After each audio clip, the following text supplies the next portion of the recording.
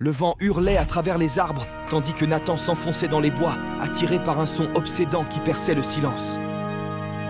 C'était le cri d'un enfant, fragile et désespéré, qui résonnait autour de lui. Chaque pas lui semblait plus lourd, l'air s'épaississait d'une présence troublante. Il jeta un coup d'œil à son environnement. Des branches tordues griffaient le ciel, et les ombres semblaient se tordre, tandis que la nuit resserrait son emprise. Pourtant, les cris l'attiraient, comme un papillon vers la flamme. Il se déplaçait plus rapidement, son cœur battant. Les cris s'intensifièrent, se transformant en une cacophonie de gémissements angoissés qui semblaient tourbillonner autour de lui. Soudain, Nathan trébucha sur une clairière illuminée par une lueur fantomatique. Au centre se tenait une poupée patinée par les intempéries, son visage de porcelaine craquelé et vide, entouré de fleurs fanées. Alors qu'il s'approchait, les cris s'arrêtèrent brusquement, remplacés par un profond silence qui résonnait de manière inquiétante.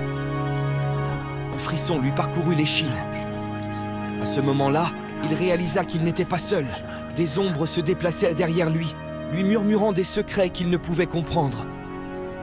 La panique l'envahit alors qu'il se retournait pour fuir, mais les ombres se précipitèrent, l'entraînant dans leur étreinte froide. Le lendemain, la forêt était immobile. Seuls les murmures subsistaient, attendant que la prochaine âme curieuse s'approche trop près. Le vent hurlait à travers les arbres, tandis que Nathan s'enfonçait dans les bois, attiré par un son obsédant qui perçait le silence. C'était le cri d'un enfant, fragile et désespéré, qui résonnait autour de lui. Chaque pas lui semblait plus lourd, l'air s'épaississait